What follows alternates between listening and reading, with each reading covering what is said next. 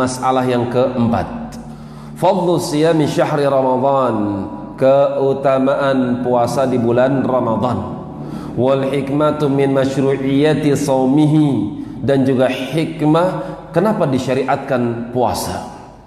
Awalan, yang pertama, fadluhu, keutamaannya.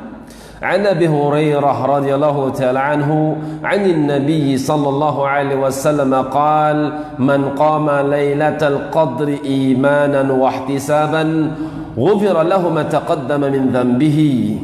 Siapa yang berdiri salat, maksudnya Lailatul Qadar, pada malam Lailatul Qadar, dia bisa berdiri salat 2 rakaat kah, atau bersama imam tentunya kaum muslimin 11 rakaat kah, atau 23 rakaat. Imanan wa ihtisaban, syaratnya adalah iman, bukan karena ikut-ikutan, bukan gak enak sama tetangga, tapi iman.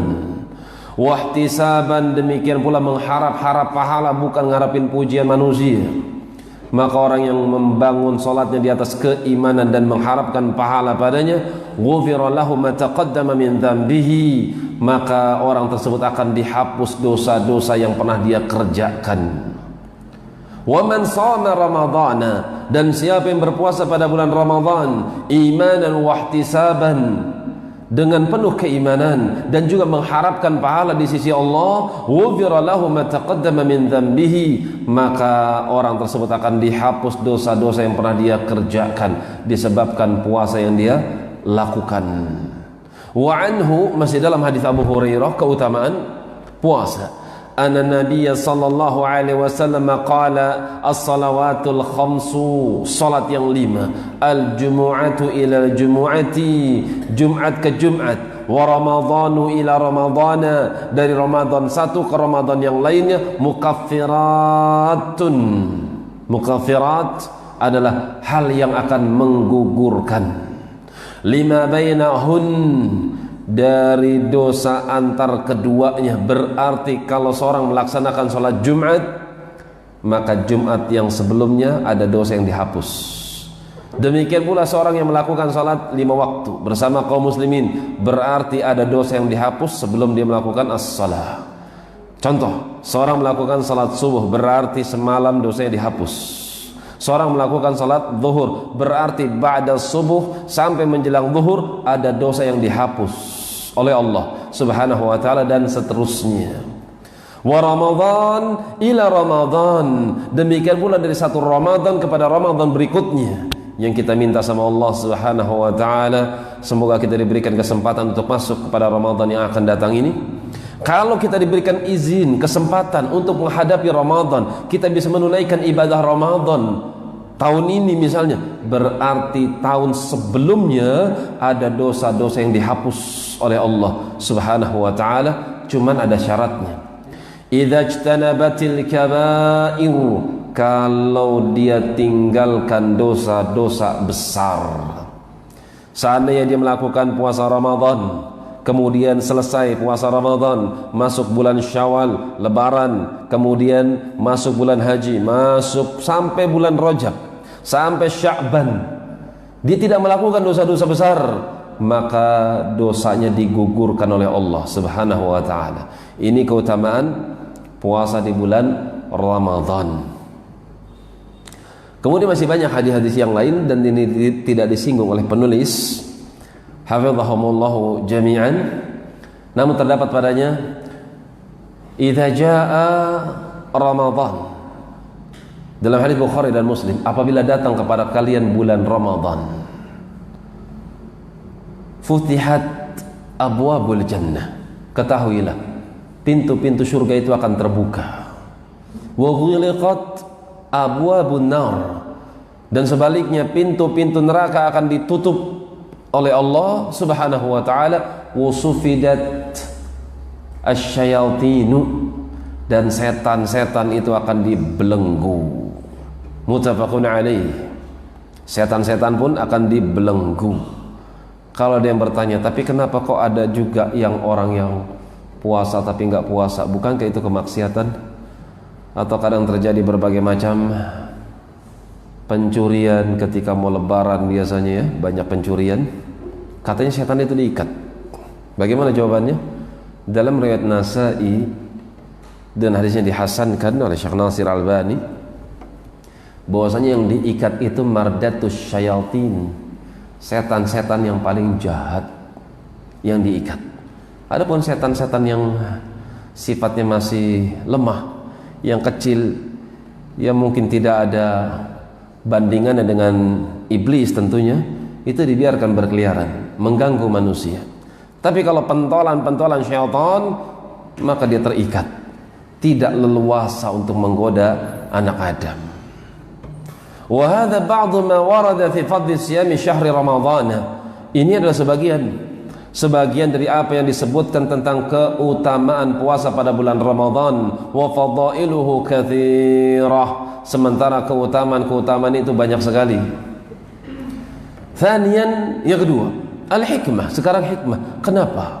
Fi min masyru'iyyati shaumihi, kenapa kok disyariatkan puasa? Syara Allah subhanahu as-sawma li hikamin adidatin wa fawaid katsiratin. Disyariatkannya puasa oleh Allah subhanahu wa ta'ala, itu terdapat padanya hikmah-hikmah yang banyak dan keutamaan-keutamaan yang melimpah. Famin dzalik, diantaranya tazkiyatun nafs, pensucian bagi jiwa, wa tathiruha, pensucian dan juga pembersihan, wa tanqiyatuha min al-akhlaqir radi'ah wal akhlaqir radhilah, pensucian, pembersihan dari bentuk-bentuk sifat-sifat yang tercela, dari akhlak-akhlak yang rendahan. Kalau di luar bulan puasa dia bebas bergibah, kalau di luar bulan puasa dia bebas berselancar di papan HP-nya. Tapi kalau puasa takut batal, akhirnya dia nggak mau ngetik yang macam-macam. Kenapa? Sayang, sudah nahan lapar, nahan haus, dia khawatir kalau puasanya sia-sia. Itu namanya pendidikan akhlak, pensucian bagi jiwa. Lianna sawma yadhiqu majari syaitan, majari syaitani fi badanil insani, karena puasa itu akan menyempitkan ruang gerak setan di dalam tubuh manusia. Dia nggak bisa bergerak. Apa sebabnya? Lemah tubuh manusia ketika itu karena kosong dari makanan dan minuman. Sementara syaitan itu mengalir dalam tubuh manusia seperti aliran darah.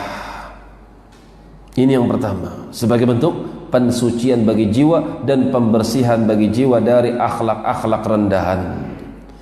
Thaniyan, yang kedua, fi shaumi tazhidu fid dunya, ketika seorang berpuasa maka akan mendidik seorang itu untuk bersederhana dengan kehidupan dunia. Wa syahwatuha, demikian pula syahwat ketika itu terkekang. Yang diinginkan selalu pahala-pahala, dia tahan lapar, dia tahan haus, dia inginkan ya Allah pahala-pahala, dia inginkan surga ketika sedang puasa. Di luar puasa, dunia, dan dunia. Itu di luar puasa. Tapi ketika sedang puasa, yang diinginkan adalah ya Allah, jannah, surga. Ketika hendak berbuka, muncul kebahagiaan ingin berbuka dan kebahagiaan semoga apa yang dia tahan dari makan dan minumnya itu berpahala. Kembali, yang diinginkan adalah akhirat ketika seorang berpuasa. Wa targhib fil akhirati wa na'imiha, lebih mencintai akhirat, lebih semangat kepada surga ketika sedang berpuasa. Ini poin yang kedua. Thalithan, as-sawmu yab'athu 'ala al-'ataf 'ala al-masakin. Puasa itu mengajak pelakunya untuk memiliki sifat cinta kepada orang-orang miskin. Wa syu'ur bi alamihim, merasakan penderitaan yang dialami oleh mereka orang-orang miskin. Lianna as-sha'im yadhuqu alam al-ju'i wal 'atash, karena orang yang berpuasa itu merasakan sakitnya lapar dan gak enaknya rasa haus. Ini dirasakan ketika dia berpuasa. Maka akan ada pendidikan pada jiwanya bahwasanya lapar itu nggak enak. Ketika di luar puasa atau ketika sedang berpuasa, dia akan ingat kepada saudaranya. Ketika ada orang yang minta makan, dia akan berbagi, karena lapar itu nggak enak. Ila ghairi dzalika minal hikamil balighah, dan selain daripada itu, daripada hikmah-hikmah yang baik, wal fawaidil ajidah, dan juga faidah-faidah yang banyak. Di antaranya adalah seorang bisa beramal secara berjamaah. Dia nggak sendirian ketika berpuasa, tapi bersama kaum muslimin. Ketika dia sedang berbuka, dia pun berbuka bersama kaum muslimin, nggak sendirian. Dan ketika dia berpuasa, faidah berikutnya, ketika seorang berpuasa, maka dia syahwatnya akan terkekang. Ketika syahwatnya terkekang, maka dorongan untuk melakukan hal-hal yang baik itu lebih banyak dibandingkan ketika dia punya kekuatan.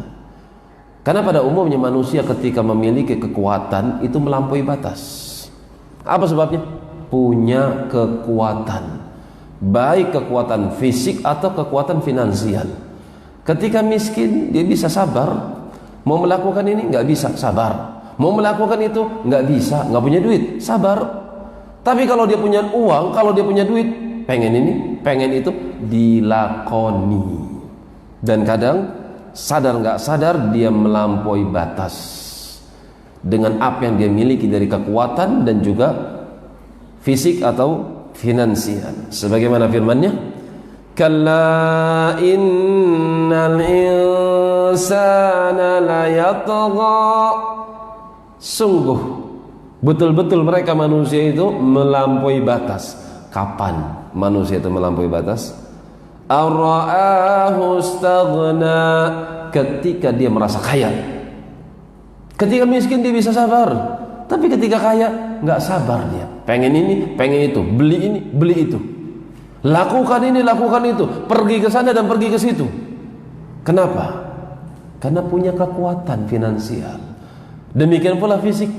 Ketika dia memiliki kekuatan fisik, maka kadang dia melampaui batas, melakukan hal-hal yang semena-mena. Kemudian di antara hikmah adanya puasa, kita bisa mendapatkan faedah daripada puasa. Kita merasa kelemahan ketika kita sedang berpuasa. Lemah tanpa makanan, lemah tanpa minuman. Kalau kita berkaca kepada kacamata agama, bercermin kepada cerminan agama, Maha Suci Allah yang gak butuh makan, Maha Suci Allah yang gak butuh minum, Maha sempurna Allah dengan kesempurnaannya, dia gak butuh kepada makhluknya, tapi makhluklah yang butuh kepada Tuhannya. Ya ayyuhan nasu antumul fuqara ilallah, hai segenap manusia, kalian yang butuh kepada Allah. Wallahu wal ghaniyul hamid. Wallah al ghaniyul hamid. Adapun Allah dia kaya, nggak butuh manusia. Hamid, dia tetap terpuji meskipun manusia nggak memujinya. Ketika seorang sedang lemah, maka dia akan menyadari betapa kuatnya Allah, betapa lemahnya dia, betapa kayanya Allah, betapa butuhnya manusia.